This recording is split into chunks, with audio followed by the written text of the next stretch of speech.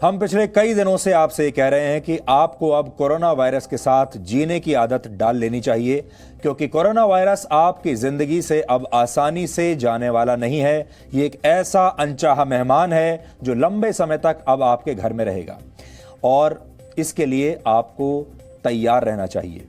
और इसी बात पर अब वर्ल्ड हेल्थ ऑर्गेनाइजेशन यानी WHO ने भी अपनी मोहर लगा दी है।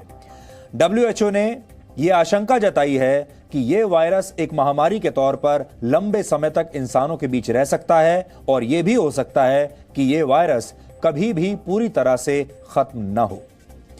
वर्ल्ड हेल्थ ऑर्गेनाइजेशन ने इसकी तुलना HIV से करते हुए कहा है कि HIV की तरह इंसानों को इस वायरस के साथ भी जीने की आदत डालनी होगी।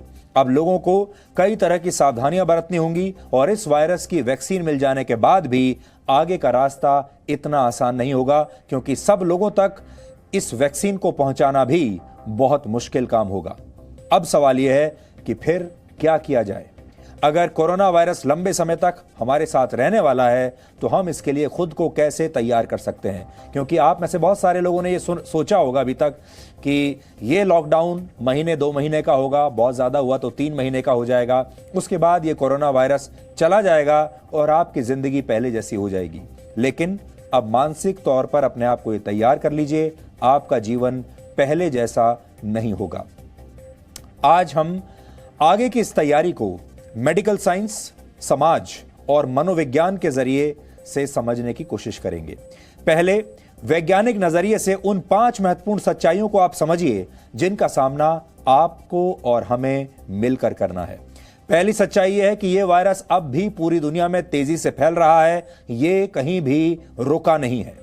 पूरी दुनिया में 43 लाख से ज्यादा लोग इससे संक्रमित हो चुके हैं और करीब 2,97,000 लोगों की मौत हो चुकी है। 2,97,000, लगभग 3 लाख। बीमार लोगों का इलाज अलग अलग तरीकों से किया जा रहा है, हर देश में अलग अलग पद्धति है, लेकिन अभी तक इसका कोई भी पुख्ता इलाज किसी के पास भी नहीं है। इस बात को आप याद रखिएगा, इस कोरोना वायरस का किसी के पास पूरी दुनिया में कोई इलाज नहीं है। दूसरी सच्चाई यह है कि इस समय दुनिया में लाखों या शायद करोड़ों लोग ऐसे हैं जो संक्रमण का शिकार हो चुके हैं, लेकिन उनमें कोई लक्षण दिखाई नहीं दे रहा, उन्हें खुद भी नहीं पता कि वो संक्रमित हो चुके हैं। ऐसे लोगों को एसिम्प्टोमेटिक पेशेंट्स कहा जाता है और ऐसा भी हो सकता है कि इस तरह के जो मरीज हैं वो आपके आसपास घूम रहे हों। तीसरी सच्चाई यह है, जो लोग संक्रमण का शिकार हैं और जिनमें वायरस की पुष्टि हो चुकी है, उनमें से करीब 3 से 4% लोगों की जान खतरे में है। यानी इस वायरस के मामले में मृत्यु दर फिलहाल 3 से 4% है, लेकिन अलग अलग देशों में इसकी स्थिति भी अलग अलग है। उदाहरण के लिए बेल्जियम की स्थिति इस समय सबसे खराब है। बेल्जियम में कोरोना वायरस के मामलों में मृत्यु दर करीब 16% है। अमेरिका में यह करीब 6% है और भारत में मृत्यु दर करीब 3 से 4% है। चौथी सच्चाई यह है कि गंभीर रूप से बीमार मरीजों की संख्या भी अलग अलग देशों में अलग अलग है।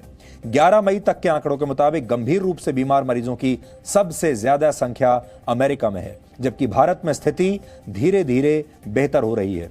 पिछले हफ्ते तक भारत में कोरोना वायरस के कुल मरीजों में से करीब 9% लोग गंभीर रूप से बीमार थे, जबकि अब इनकी संख्या लगभग आधी रह गई है। अब भारत में कोरोना वायरस के सिर्फ 4.8% मरीजों की स्थिति ही गंभीर है। पांचवी सच्चाई यह है कि कोरोना वायरस की वैक्सीन का इंतजार अभी बहुत लंबा है।